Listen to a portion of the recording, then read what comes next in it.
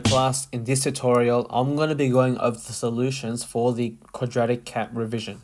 So the quadratic cat revision has three main questions. Let's go through the answers for the first question.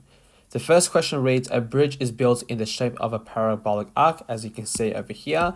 The bridge has a span of 50 meters, so it's 50 meters wide, and it's got a maximum height of 40 meters. Find the height of the arc when it's 10 meters away from the center. So let's say that this is the center over here. It's telling you to find what is the height of this part over here when it is 10 meters away. So let's say it's around over here. What is the y value at this particular point over here? That's pretty much what the question is saying.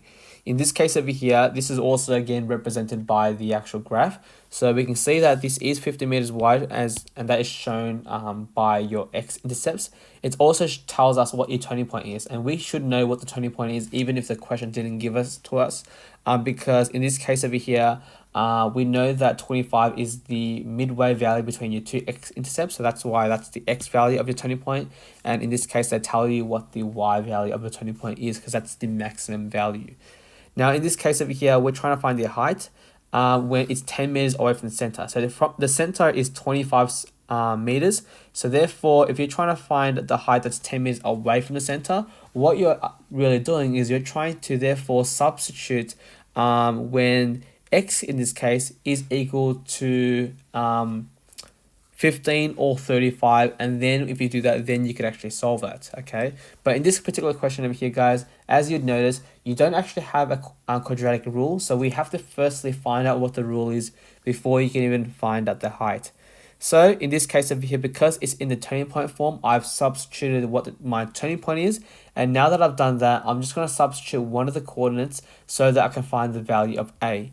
In this case over here, I'm going to use the x-intercept. I want to use 50, 0, and if I do that, then this is what my equation would look like. Find out what is this 25 squared.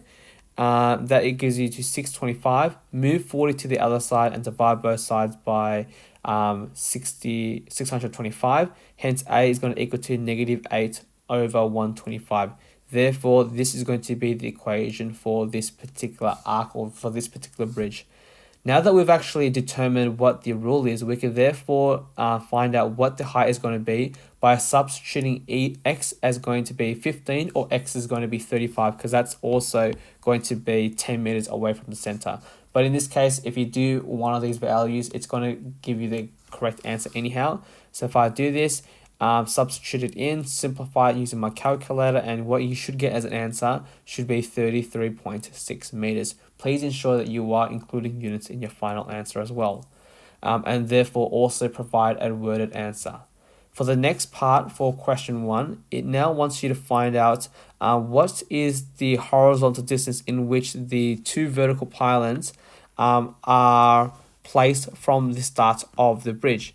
Okay, so in this case over here, guys, you're trying to find, let's say, when the height is equal to 20. So in this case over here, you're trying to find out what are these two x values that give you a height of 20, okay, because that's what you're trying to solve. So in this case of here, what we will do is we're going to substitute 20 into our equation. So wherever y is, substitute 20 there. And what we're doing now is we're going to solve for x to find out what is the corresponding x value to give you 20 as a y value. So what I'll do first is I'm going to move the 40 to the other side by subtracting it. And then I'm going to pretty much get rid of the -8 on 125 by dividing both sides by -8 on 125. If you guys have done this correctly into your calculator, then you should get this over here. What I'm going to do next is I'm going to take the square root so I can solve for x. And remember, when you take the square root, you're going to have two possible solutions, okay? And in this case over here, this is one of my solutions, and this is my other solution. And all I now do is just move 25 to the other side by adding 25 to both sides of my equation. Hence, these are going to be my answers. So in this case over here, 7.32, that's going to give you this one over here. And 42.67, that's what this value if here corresponds to. So therefore, make sure you are including a worded answer when you're answering the application type question. We're now going to move on to question 2. So question 2 over here reads, The diagram shows the meniscus. So this over here is what we refer to as the meniscus, where x and y are measured in centimeters. This particular question over here wants you to actually come up with the quadratic rule for this particular parabola. And in this case over here, they've given us some coordinates for us to actually work with it, okay? So in this case, what we're going to be using again is the turning point, because in this case over here, your turning point is where the origin lies. So if we substituted 0, 0, therefore this is what you're going to get, because you can therefore simplify and ignore the zeros. And what I'm going to do now is I'm going to substitute one of the coordinates that's been provided to us to solve for A. So I'm going to substitute 4 and 3.2. So if you do this, then this is what your equation would now look like. And what I'm going to do next is I'm going to divide both sides by 16. And if you guys do that, then you should get A is equal to 1 over 5, which is the same thing as 0.2. Hence, this is over here is going to be the equation for question 2. And finally, for question 3, this question 3 over here is pretty much almost identical to the official CAT that you'll be doing. So for the first part, it's really important that you guys understand what the actual scenario is. So in this case over here, the problem is based on a bridge. And for this particular bridge over here, the bridge is actually comprised of 2 arcs, okay? There is the upper arc, and that's just this one over here, the one that's found more higher, and the lower arc as well. Where the bridge is, where for the actual cars to actually cross the bridge, is this horizontal line over here. And once you understand this, then it makes it a bit more easier for you to visualize and therefore answer the question. So this is the information that the question provided with us. It says the 2 arcs of whatever bridge that is parabolic, and the horizontal length of the span, so the distance for the bridge horizontally, is 1,670 meters apart. It also tells us that the road is 70 meters above water level, okay? So in this case over here, guys, in this the distance between the left as well as the right pillar, or the length of the bridge, is 1,670, which is represented by this part over here, okay? It also tells us the road is 75 meters above the water level. So remember, this horizontal line over here is the road. So therefore, the distance between here and here is 75 meters. Now the question also provides you with further information as well. It also tells you the distance between the upper arc and the height above water level for the upper arc is going to be 220 meters. Now, most students would often get that confused and think that 220 is from here to here, but that's not correct at all, okay? It's from the water level all the way up, and that is 220 in this case. And it also tells us that it's 150 meters from the water level to the lower arc, okay? And for the first part of question 3, it actually wants you to label the turning point of each arc. So the x value of the turning point, remember, can be found by finding what is the distance, the halfway distance of the actual bridge. So because the bridge is 1,670 meters apart, just half that to find the x value of the turning point. And the y value of the turning point can be found, in this case over here, by finding out what is the height of each of the arcs above water level, and then subtracting that by the height of the bridge above water level. So go 220 minus 75, and then go 150 minus 75. And if you guys have done this, then this is the answer that you should have obtained, okay? Now, just to reiterate, 835 is how you the distance halfway between the x-intercepts in this case, or you could say the length of the bridge, so 1,670, and that is going to be 835. And in order to obtain this value here, I went 220 minus 75 and 150 minus 75 as well. Now the question wants you to actually find a rule for the lower arc as well as upper arc, okay?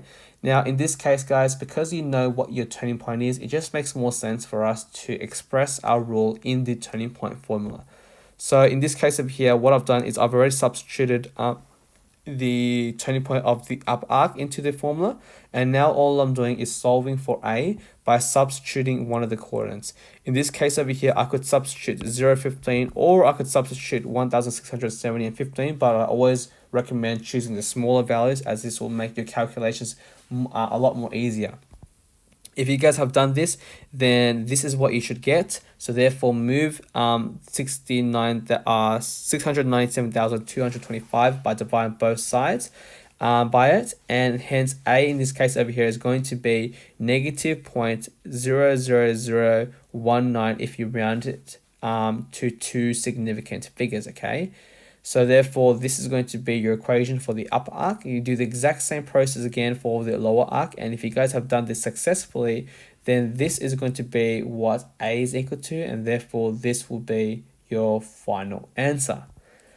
Now, in this particular question over here, it's saying that people can actually climb the top part of the upper arc, okay?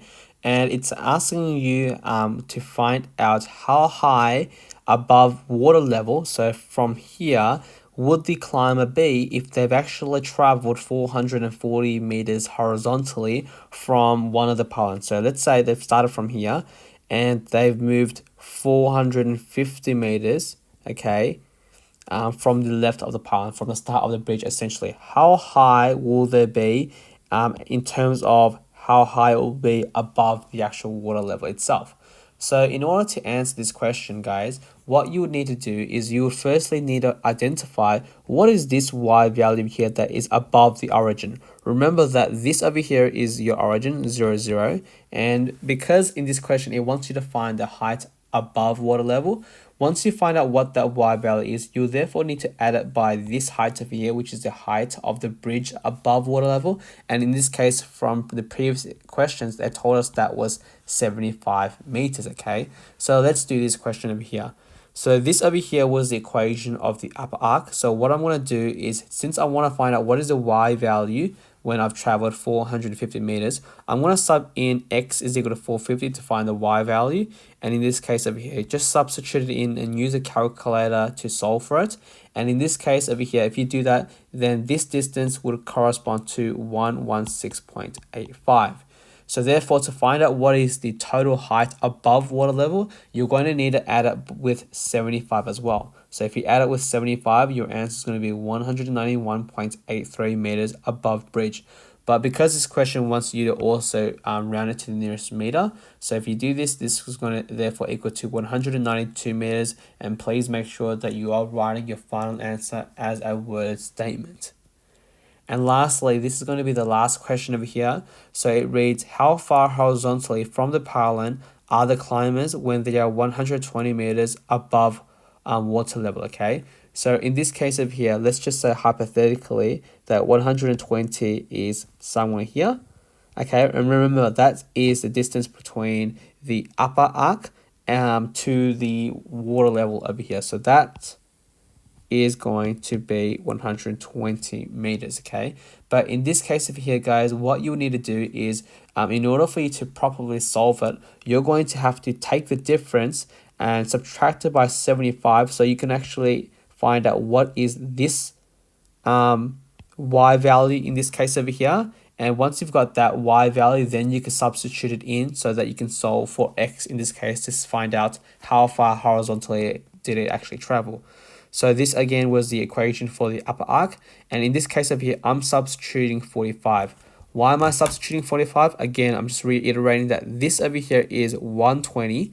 And therefore, since I'm trying to find out how far horizontally I've moved over here, I therefore need to tell the graph how high or what is the y value in this case. So therefore, that's why I've taken the difference, since this over here is 75. So 120 minus 75 is 45. Put that in, and then we're going to start rearranging it by subtracting both sides by 145. Once I've done that, then I'm going to divide both sides by negative 0.00019. Hence, this is going to be an equation. And if you take the square root of both sides, then you're going to get two solutions. You add, therefore, 835 to both sides. And therefore, this is going to be your answers over here, okay? So therefore, the reason why you've got two distances is because obviously you could go 209 meters starting from the left, or alternatively you could have traveled past the maximum value and you would have went back down to the other side, which also has a height in this case of 120 meters above water level, which is 1,560. So if you guys do this, just make sure you're rounding your answer to the nearest meter as what the question stated, and therefore you would write your final answer as a worded statement. So this is how you would answer the questions over here. Hopefully this video has helped you and it will prepare you for the CAT. I'll see you guys again in the next video. Thanks for watching. Bye.